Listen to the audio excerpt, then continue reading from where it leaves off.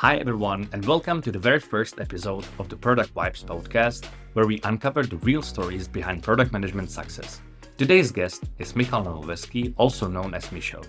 Michal's journey is fascinating, starting in sales and raising to become the head of product. He was crucial in scaling a B2B marketing automation platform called Exponea, today Bloomreach, from $0 to $100 million in annual revenue. Along the way, Michal transformed traditional top-down product management into a culture of fully decentralized and empowered product teams. I hope you enjoyed this episode as much as we did. And don't forget to subscribe to this channel so you won't miss anything in the future. Let's dive in. Hi, Mišo. Welcome in the podcast. Hey, Elza. Thanks for having me. We will be talking about your incredible journey in Exponea and your personal transformation from the very salesperson to really product-driven person. But before we jump into your story as an Exponean and as a Mišo, I would love to talk about what Exponea really is, because that's the company you spent the last 9 years with. So let's start there. What is Exponea or Bloomreach today? Yeah. So we make shopping experiences personal. Now, what does it mean? We help e-commerce companies in the world to understand their customers and to adjust their experiences in a way that they get the information on what they want to buy, what they do like, and then they are excited to come back and stay with the brands. We started 9 years back with gaming, not really e-commerce, but over the time we learned that what we do is working so much better in e-commerce. And if you would just want to hear an example, imagine a fashion retailer in the world, and what we help them is to track what the users are doing on their website, and then understand the patterns of behavior. And then based on those patterns, we would send them emails, push notifications, mobile messages. And then when they get on the website, they will see personal experiences with recommended products they would want to buy. So do I understand correctly, it's like marketing automation platform for e-commerce brands? Exactly. With some data platform behind it. Okay, cool. And because I know that it wasn't like that really from the very beginning, as you mentioned. So let's talk about how did you actually find out that the e-commerce is the right way to go? Yeah, we started as every startup. We were selling to everyone. But at the beginning, we thought that, hey, let's do gaming, because we felt that in gaming, the key problem is that you need to have a lot of data that is getting in. And then in real time, you need to be able to change the levels in the game or to communicate or send some credits, etc. And we thought that we have so powerful platform that can connect data and execution that gaming is the right industry. So we started to sell to games. And I remember that my first KPI was when I started in the company, it was January 2015. And the CEO told me, this product is so great and so easy to implement that I expect you to get 1,000 gaming studios in the next 3 months. We got 15. Because it wasn't as easy to implement, and also gaming studios didn't see the value as much. And that was the moment when we learned, do gaming studios really see the value? And while we saw it, then we realized that gaming studios are not making so much money. There is just 20 gaming studios in the world in 2015 that are really super profitable. And then you go like 200 or 300 that were somehow profitable. And then you had many that were profitable for a year or two, and then they went bankrupt. So we realized that maybe the market isn't as big as we think, and we started to play around. So we tried to work with telco, with a bank, with an e-commerce company, with delivery company, with a marketplace. So we were just trying and looking for the product market fit. And once we sold our first fashion deal, we realized, oh wow, it works so well for fashion. So we tried to sell another one and another one.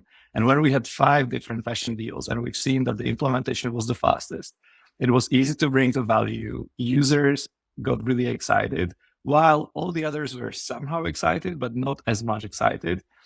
We made the bet, let's go with fashion and let's try to scale it up.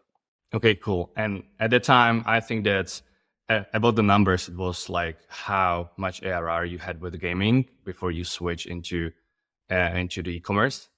We had a couple thousand MRR. So we were back then we were selling for 170 euros per month. We had few paying gaming studios, so we are talking really about almost nothing, just a couple of thousand. And then when we started to sell to telcos, etc., we did rather one-offs or smaller deals because we needed a case study and we needed to experiment. So it wasn't really about money. It was rather about getting a case study. And at the time, we got this few companies and paying customers. We were around, I don't know, 30, 50K MRR. This is the interesting part. So you realize that you have a market fit with e-commerce. And at the time, you've been in sales. Am I correct? Yes. So at that point, we were 2 in sales. And then we just started to build our delivery service or customer success, which was 1 person. So it was 3 of us. If I understand correctly, you switched to e-commerce and you needed to build customer success, customer services. You started actually at 0 headcount in the customer success and you scale it to 80. Yeah. So at the time you were a really young leader. So what were actually the skills you needed to learn fast as a really 24 years old guy to really lead 80 people? That's a huge number. So that was a difficult period in my life because, we were selling a couple deals a month, plus I had to learn, plus I had to lead those people. So if you would ask those people back then, they would tell you that I didn't took too much time with them, that the typical onboarding would be, hey, it seems like you're a good person. Come in, I'll call you consultant, and here is your job. And this is what you need to do. And we were basically throwing people in the water. I call it in the ocean because it was really in the middle of the ocean. And in the meanwhile, my key focus was, let's understand the problem of the customer and let's try to help them and solve it. Whatever the problem is, there needs to be a solution because our product is as good. So we hired mostly analytical people who could analyze the situation, understand what the user needs, and then empower them with execution. And the only learning ability for me was to work with more customers. So I was going for dinners with CEO of e-commerce companies, and I was asking them questions. How do you run your business? What is important? What is keeping you up at night? So most of our customers were at the same time my mentors and coaches.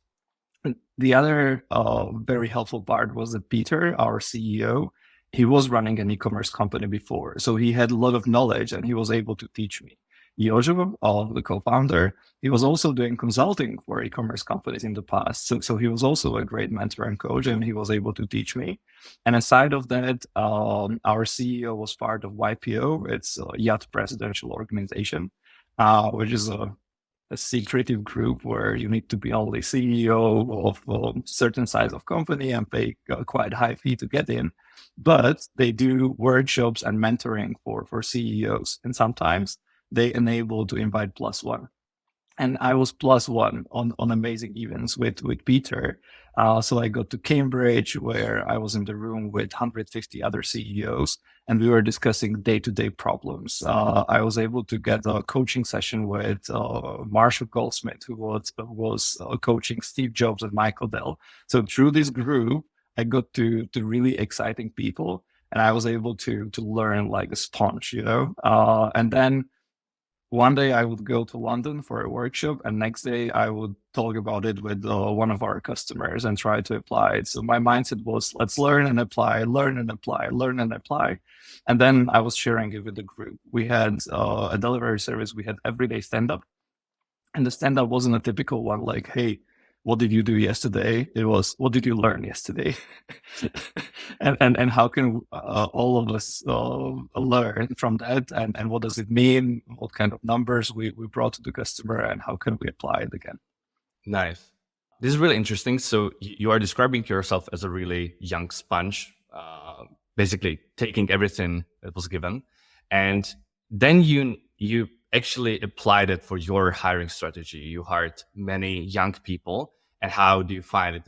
Is it a good thing or is it a bad thing for growing startup in the beginning? Yeah. So I think it's a great thing. And I would recommend it to many companies to do it, because the benefit of young people who are curious and ambitious is that they do not yet have a bad experience. There are people who have good experience and bad experience. And sometimes if they have a bad one, they will bring it to your business. But with good people and no experience, there is nothing bad that can happen. and they will help you out. The only problem that it brings to the table is that A, you need to have time to coach them and get them through difficult situations. And B, that they are either slower than the others or they are making more mistakes. And what we've learned over the time, because at the beginning we were hiring mostly junior people, but it wasn't a strategy that we picked because we believed in at the beginning. It was that we had no budget. So even if we would want to hire senior people, there were two problems. A, no budget, and B, at that time in this region, there were not really senior people who would know how to run a SaaS business. So we were pushed to the strategy with the context and situation. And over time, we learned that there are some young people who can make it, and there are some who can't make it. And those who couldn't make it, there were a few reasons, like they realized it's too much. Because you really need to work hard. We're not talking about 9-to-5 job in that case. It's really working 6 days a week or 7 days a week, because you go to work and then you need to learn, and then you go to work and then you need to learn. So the pace was fast and the learning wasn't easy. And we had very strong feedback culture, and not everyone appreciated the feedback culture because you felt like, and even I remember it from my experience, I would spend 2 days making an analysis of a customer. And I would bring it to my colleague for a consultation, what he thinks about it. And he said, it's definitely wrong in 5 seconds. And I was like, man, how can you know? And then 5 years later, when I did the same, not knowingly or unconsciously, I realized, if you are experienced, you can spot mistakes so fast. So when you use this strategy, you just need to be ready to allow for mistakes. Otherwise, the senior person or the one who is leading the people will be constantly negative. Okay. You said that you being really like feedback first company, and not everyone is capable of giving or receiving feedback. So how do you think that it's the best way to learn and to really adapt to giving and receiving the feedback in a good way? Because not many people can really do that. Yeah, and so I think that there are two key parts. One is set the expectation when you are hiring the person that this is the way we work. And many people told me after the interview or after a couple of months in the company, that I remember you said it during the interview. I just felt you want to make me scared. And now I'm realizing it's the reality. So setting the expectation is super important. And second one is learn to do it in a good way. And we had a communication expert in the company who was teaching people. So we deliberately made the courses, and it was one part of the onboarding is to learn how to receive and give a feedback in a proper form. And we adapted a McKinsey type of giving feedback in the company. Now, not every time we did it great, but at least we all knew that we are trying and we are trying to improve. And it was even okay to give back feedback that the way you gave the feedback wasn't the best way. Okay. And I know that you have experience from the US market as well. If you compare like European point of view on giving or receiving the feedback and the US approach, so are there any differences? There are huge differences. There is an amazing book called Culture Map that I would want to read much sooner than I read it that describes all of these differences. But in short, in Central Europe, we are very direct when we are giving a feedback. In the US, people are direct when they are giving working feedback, but they are very indirect when they are giving personal feedback. And sometimes when you combine these two, it is very misleading because you feel that, hey, they were very direct with me when they gave me feedback on my work, so I can do it even on something personal they did, but that doesn't work. UK culture is a little bit easier because it is indirect and indirect, both in work or personal feedback, it's indirect. So it makes more sense. But in the US, it is combined, and it's really tricky to find the right balance. And it took me some time to learn that whenever you are giving feedback in the US, you need to mention 3 good things and then 1 opportunity. You're not even calling it that, hey, this was bad or whatever. You call it an opportunity. And when I started to work with US people, they were always saying me 3 things that worked great. And I stopped listening at that point because I was like, oh, amazing. If all of this is great. And then a few months later, they were yelling at me. And I'm like, but why didn't you say it earlier? And they're saying, I was trying to describe it for the last 3 months. Do you remember those situations? I was like, okay. Now I understand. Our way of giving feedback is start with the bad thing. Like, hey, you should do better this, which is not really polite when you do it in the US and vice versa. Okay, this is really interesting, insightful. So you scaled your team to 80 people with this approach. So actually it worked pretty well. And then you actually realized that your potential there is hitting the limits. So you went to growth team, or you went to the different direction. Yeah. So if I look at my background or my skill, I'm usually good at getting things from, if it started to work. So let's say that you are 10% from the beginning, and then you need to scale it to something like 90%. That is my skill. The moment things are working for some time and they're already scaled up, and you need to start make incremental changes and incremental improvements, that's where, if I need to, I can do it, but I'm not great at it. And there are other people who are much better at getting it from 90 to 100%. And with the CS team, I felt that I already got it there. And I was discussing it with CEO that, hey, do you feel the same, that we are there and now we just need to optimize it and scale it? And he was like, oh yeah, that's the same feeling. And now I'm realizing that I should put into something new.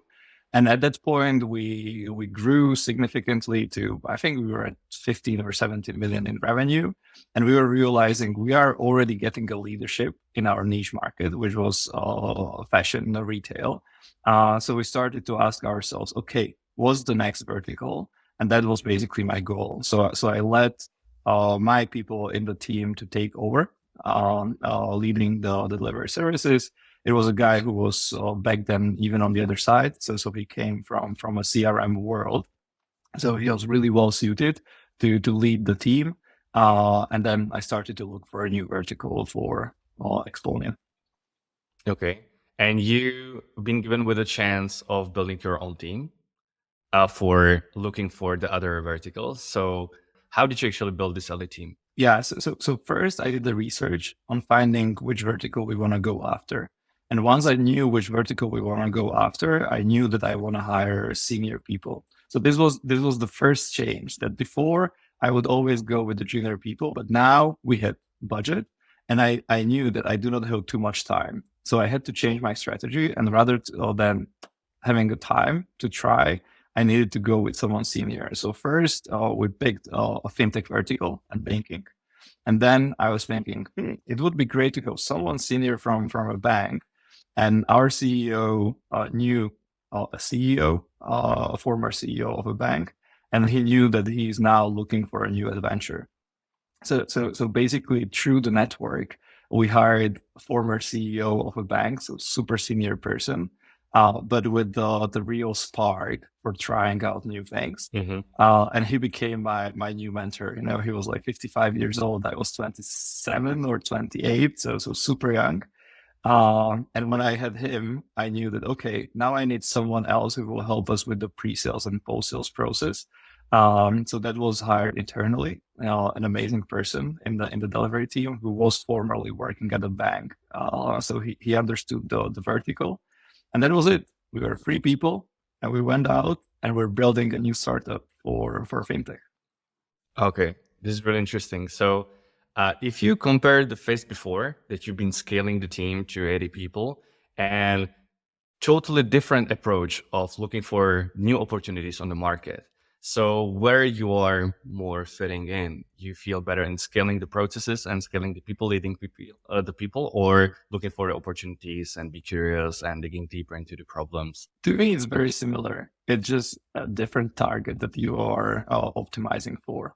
Either it's all about selling the value, but there is a different persona or customer. Either you're selling the value towards your internal people, why you do processes, why you need to do things, but you're always optimizing for growth, or it's the customer. So you need to find. So I love both worlds. Yes, it's a little bit different approach, but the same thinking. So here, we have almost fixed product, and we just need to find a way how to say what we do in a different way, so the other vertical would want to buy. Okay, interesting. And before we started recording, you said me that the growth team or this time was your most exciting part of your journey. So what was the most exciting thing for you there? It was every day was a new challenge and new learning. We almost never did the same. So imagine that you do 10 meetings in 1 week and every meeting is different, because on the first one, you will try your pitch and then you are not sure if it's worked. So you will improve it, you will improve it, you will improve it. And we were just 3 people. And then later it was 5 of us in the team. Everyone was super senior, knowing what they are doing. So it was really humming like an engine, even without the need to manage. I didn't have to micromanage anyone.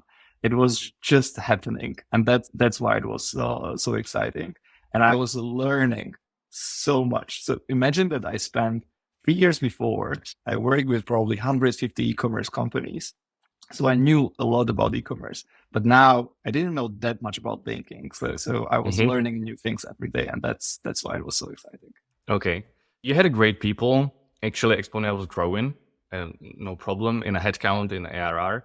And what happened there? Did you find your desired vertical and you grow business, or what happened there?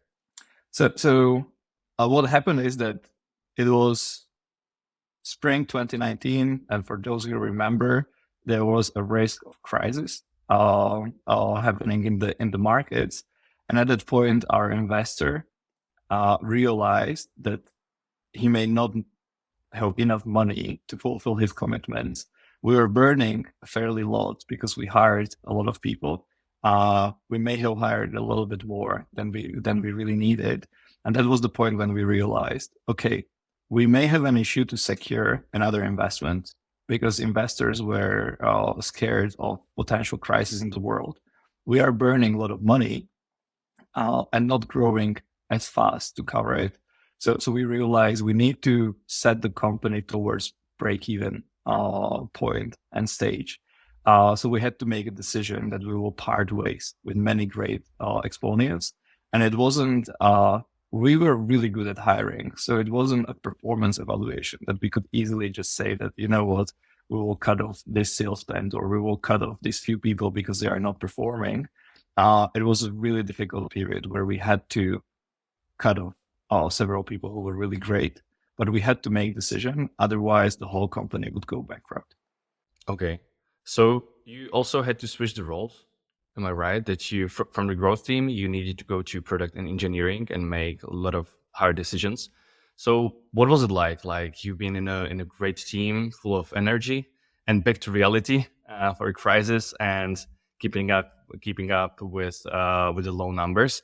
So what was your approach in the new role as a head of product and engineering, looking for the one or a couple of different problems to solve to actually save the company because you would bankrupt at that time? So it was a tough one. And my key motivation was our mission, because the CEO told me, look, Mišo, either we will have a company or we are not going to have a company.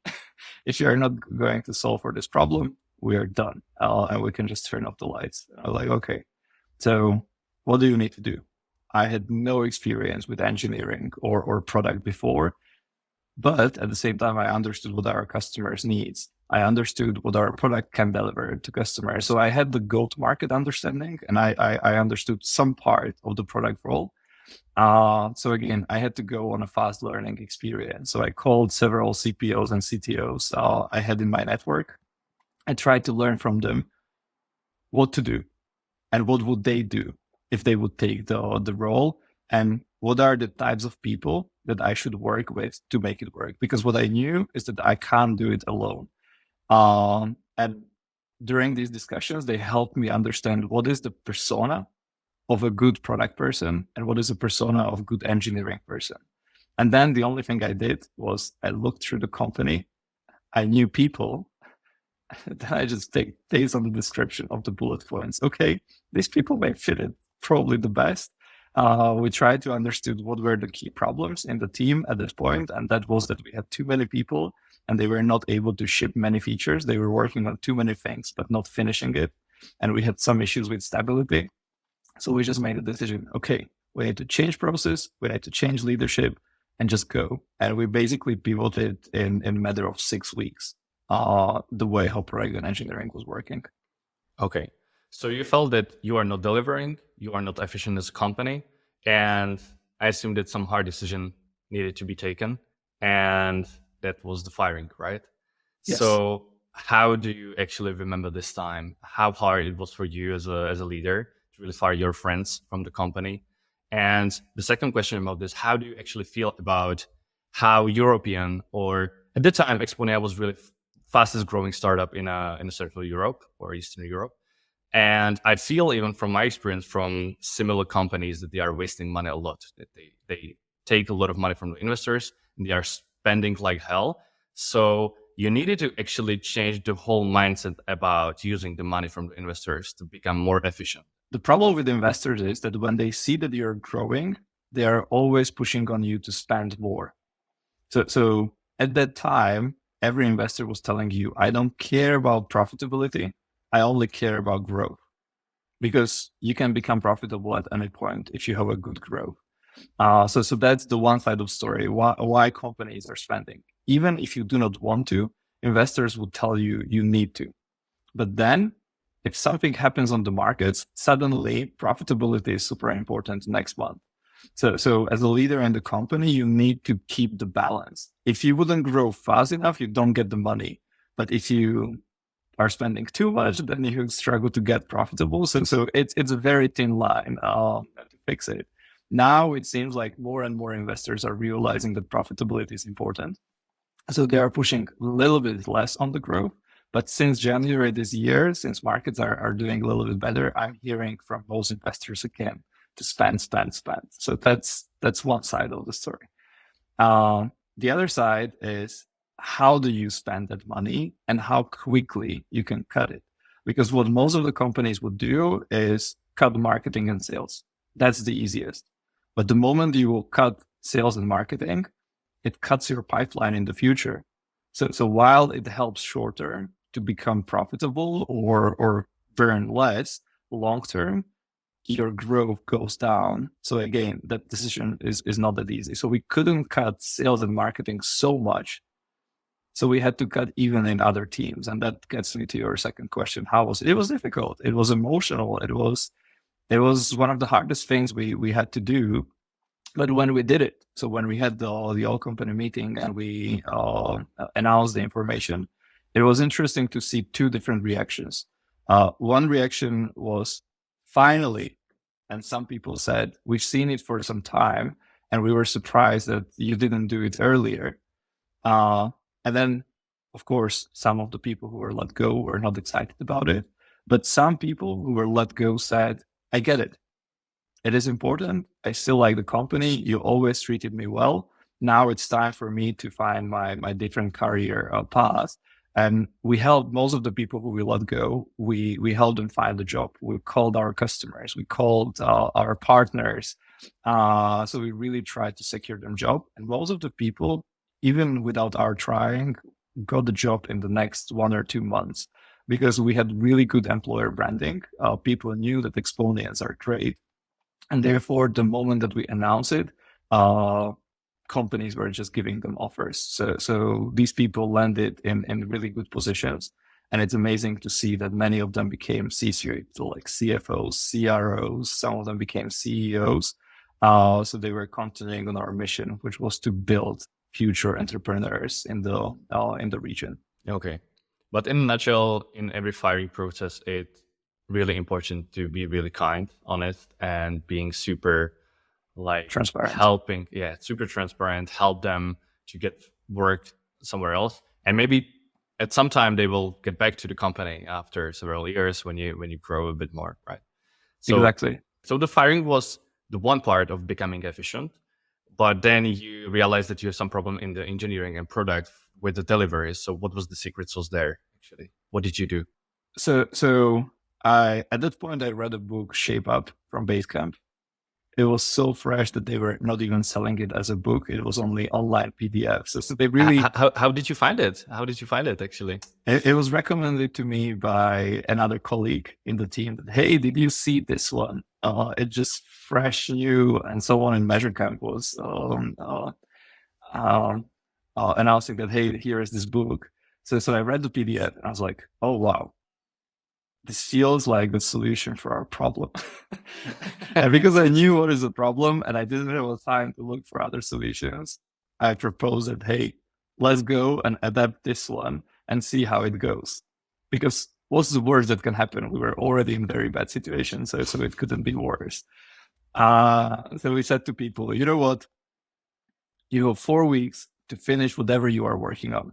And from 1st of October, this is the process and this is the way how we're going to develop.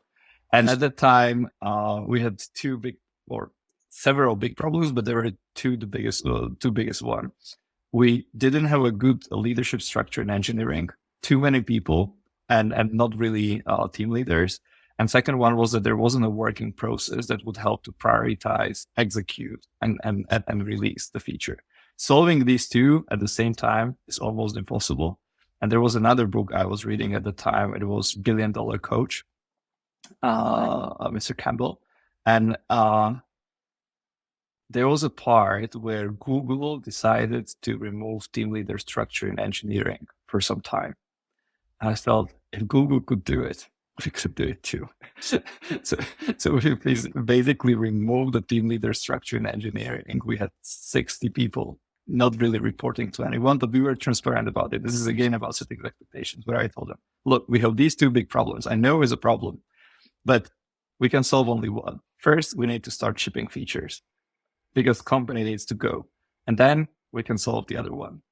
And we told people it will be hard. You will have no one to report to. No one will set your career path. You will not get the performance feedback, nothing. It just be okay with it. If you're not okay with the next 6 months that's happening, the doors are open.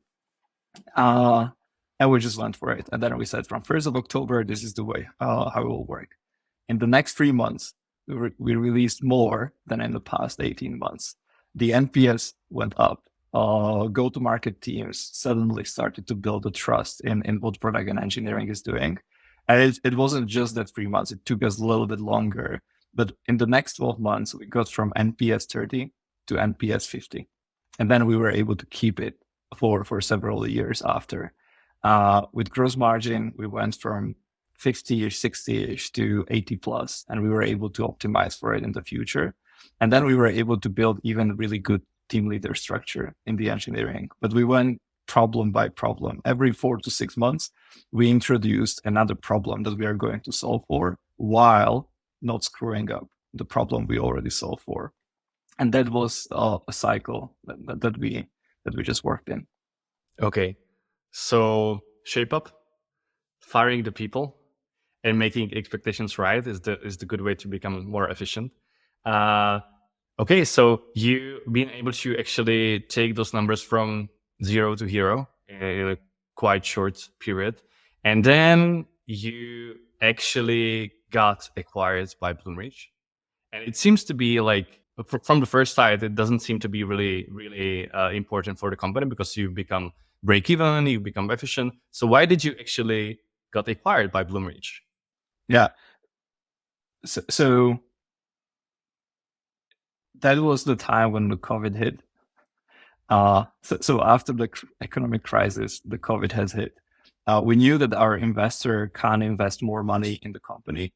And because we wanted to build a unicorn and because we had really high aspirations, although we were on the path to be break even, we knew that without further funding, we can't build a unicorn. We could just build a good company, but not a great company. So we started to do fundraising. And during that fundraising, we realized that there are also M&A options for us. And we talked to several different companies. So we talked to investors, we talked to companies who were looking at M&As, and Bloomreach just came in. And with Bloomreach, we realized that our mission is almost the same. It was really aligned. Bloomreach at that point was was working with e-commerce, mainly in the US, doing search and merchandising and content, so meaning the CMS side. And what they were missing was outbound communication. What we were missing was the content side on the website. So we knew, okay, we have one piece of the formula, they have the other piece of the formula. Either way, both companies would need to build the other product. So why not to work together? Join the forces. We were similar at size. So at that point, we had 200 people. Bloomreach had 300 people. So it was an acquisition, a typical acquisition, like a big corporation is buying a small startup and just somehow incorporating in the product line. It was almost like a merger of two similar companies, but that helped us to really sell better our mission and vision, connect the products, and then help e-commerce companies to create personal experiences. At the time, even Exponea had some management in the US, right? You haven't been purely like a European startup. Yes. But what was the biggest challenge of the fusion of the US-based company and European-based company? Totally different, maybe different cultures, different approaches to everything. So first challenge was that the whole acquisition has happened during COVID. So we couldn't travel. We never met in person. Wow. This was all done on a Zoom. And then for the next 1.5 years, we still couldn't meet in person because, there was a travel ban. You couldn't fly from Europe to US if you were not US citizen. So number one issue was how to build relationships on Zoom. But because everyone was pushing to it during the COVID, somehow we could get through. So that was challenge number one. Challenge number two was that we started to grow even faster than before because during COVID, everyone realized that they need to go digital. So they were buying. So Exponea started to grow. We grew 90% year over year at really high numbers in 2021. We were already break even. So we had to hire even more people to get through because services suddenly had issue to do all of the implementations. On the product side, we had to do even more onboarding. So while the pace was high already, it got even faster. And then joining the cultures. Bloomreach was a global company with presence in US, in Europe, and India. And we were joining this force. So we had to learn how to fight with the time zones, scheduling a call between India, Europe, and the US. Isn't that easy? As if you are in the office and you will just knock someone on the arm, hey, I need help. Of course, new culture, different way of giving feedback, different way of receiving feedback, different way of making a decision. So we had to manage it and learn it. Yeah. And for you as a person, how was it that you've been building basically your own company from the zero? It wasn't like yours, but you've been one of the founders back then, or important member of the foundation team. And then you needed to work with your managers, basically the CEO of the company, Raj. It was a great learning experience, like as throughout the whole phase. This was just another phase, another learning experience. And Raj was an amazing person because when he acquired us as a company, typical acquirer would say, okay, we acquired you, so this is what you are going to do. These are the processes that you need to follow, and you just need to do it, even if you like it or not like it. But Raj wasn't like that. He said, let's try to understand why are you growing so fast? What do you do well? What we do well? And after the acquisition, let's figure out how to make a joint company. So I never felt that suddenly I'm working for someone else. I felt that now we have another partner in the crime that we want to deliver on our mission, and we are building a new joint company. So he even said, let's do a complete rebrand. While we kept the name of the company, but we changed our visuals, our brand guidelines. So we basically even built a new brand, which jointly used something from Bloomreach, something from Exponea. So he made so many gestures appreciating what we built that I had no reason to not believe that we are building the company jointly. And that was exciting. Wow. Was there some aha moment for you from, I don't know, for example, you set up totally different approach to engineering and delivering features, basically top-down leadership. Like, this is the roadmap. I built the roadmap on my own, deliver it. And then you needed to work with totally different company with different approach. So were there any really big learning that you said, they are doing it so well, we should adopt it as well? So what Bloomreach was doing well was working in different time zones and asynchronously. We were focused on very synchronous type of working. So we were learning how to be more asynchronous than being synchronous. We were super fast in everything that we were doing. And with that, we had a lot of mistakes. Bloomreach was thinking through more strategically some of the decisions they were making. So we were trying to slow down in certain paths and learn how to be more strategic, rather than just go, do, learn, go, do, learn. We were slowing down a bit by learning to be more strategic. That was probably the biggest one. And I think that your other colleagues from former Exponea was really helpful, Ursula and others. So how they actually helped you as a product and as an engineering to become more successful with new team in the Bloomreach?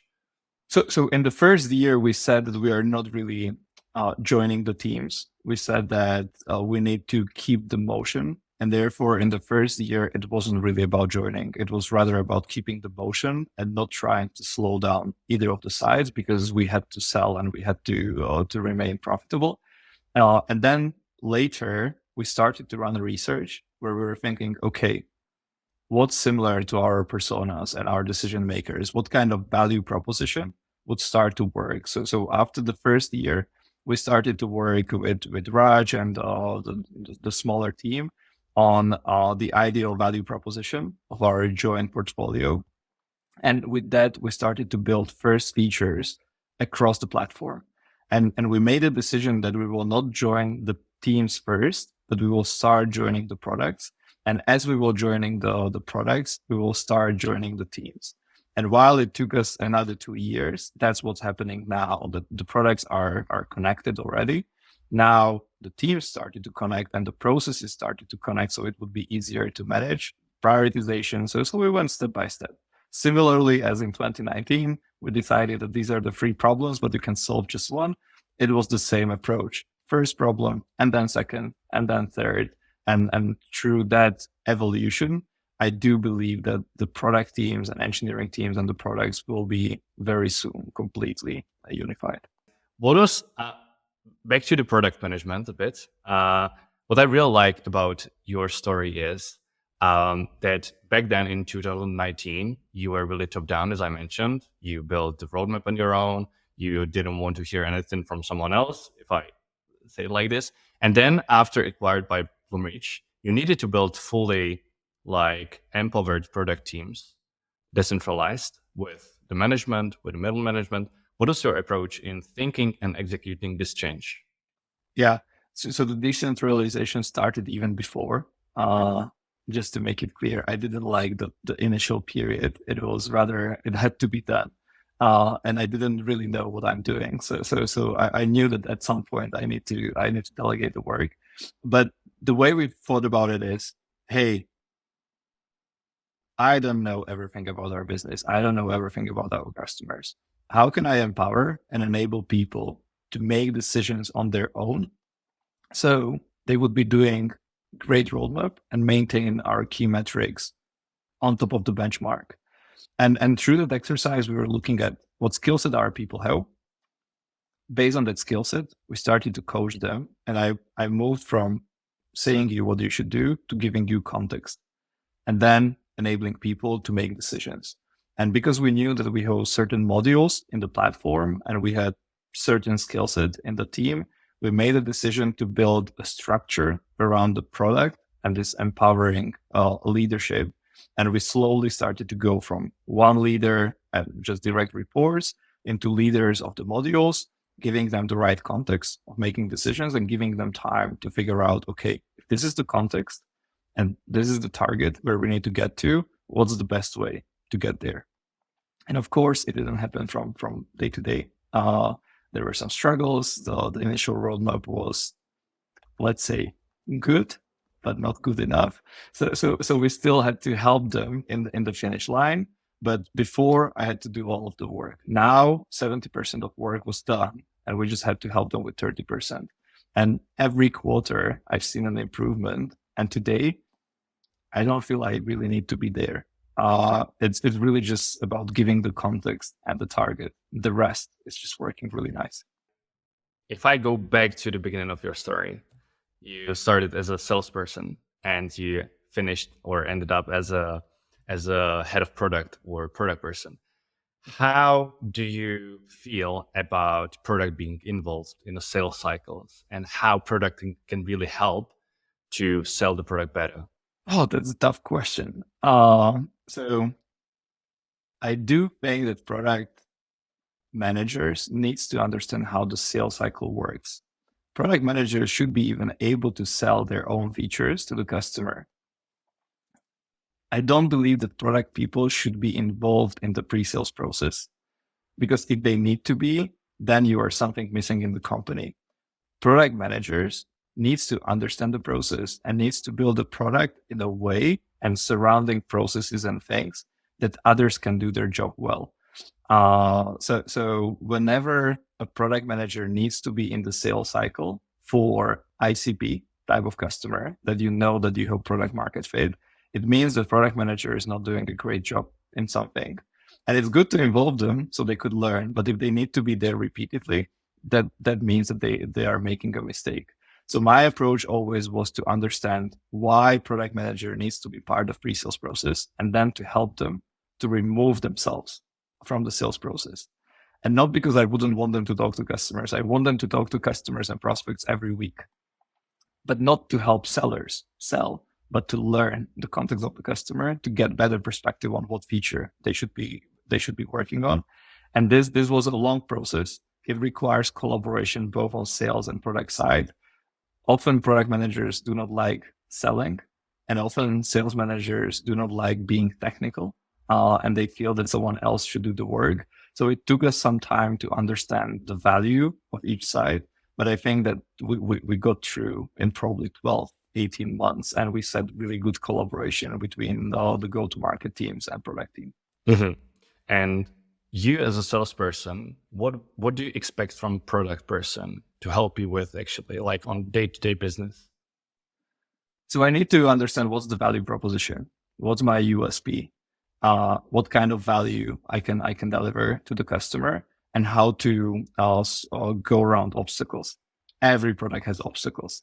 Every customer will bring those obstacles because they know them really well. And as a seller, I just need to know how to walk around those obstacles and still win the deal. Because as a seller, what I care is winning the deal and ensuring that the customer will stay. And that's what I need to get from product. And of course, it needs to be stable. It needs to be referenceable. There needs to be a great roadmap that I can talk about, because most of the customers are not looking only at today, but if they can stay with you for a longer time.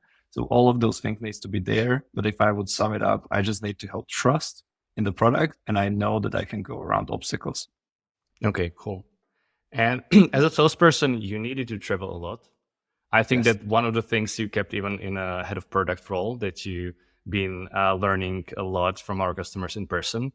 And this is kind of hard when you are having your personal life, right? Your family, etc., etc. So do you have any advice for young people growing startups, being in a top management, how to actually balance those two lives? So before I had kids, the way how I balanced it is that I enjoyed the travel. So I was traveling a lot, but I would then spend 1 or 2 days in that region. I would try the food. So I would somehow combine it that if I need to travel, then I will always enjoy it. After I had kids, I had to optimize on time, because you want to be at home, you want to help with kids, you want to be with them. So suddenly my travel has changed from I can travel anytime into I can only travel in fixed times. And if I need to, I was trying to minimize the number of nights that I was away, but it's just hard. I don't feel that there is a good balance in it. It's just hard, and you need to figure it out. Either you have someone at home who will help your wife, or when you get back, you will just take your kids and spend a little bit more time with them. You take a day off to give back for what you took. but you just need to have a lot of energy to get through. Okay. And before we wrap it up, I have a really tricky question for you. You mentioned many times during the conversation that it was stressful. It was hard time.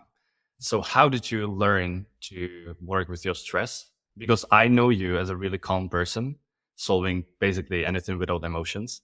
But I think it's a skill. It's not out of blue. So how did you actually learn how to work with stress and being so calm down when you are solving so hard things? Yeah. If you would know me 7 years back, I guess so.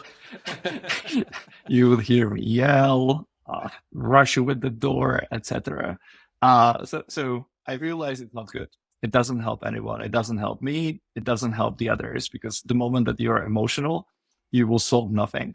So I spent a lot of time and money on different workshops to get through. So I was focusing on it for many years. How to learn why am I angry? What is the emotion that is triggering me? What does it tell me? And what can I do about it? Because the only person that can do something about it is me. And the moment I learned that at any point I feel I'm getting angry, it's just me who is responsible for it, no one else. For example, if you know that this happens, like you will agree with someone to do something, you will do your part, but the other person will not do their part. Typically what people would do is say the other person is a problem because they didn't do their part, and you get angry.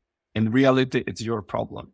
Either you picked the wrong person, or you didn't tell the person on what to do so they would understand it, or you did something else.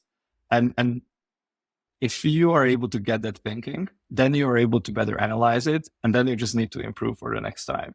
And in startup, you have so many situations in which you can practice it.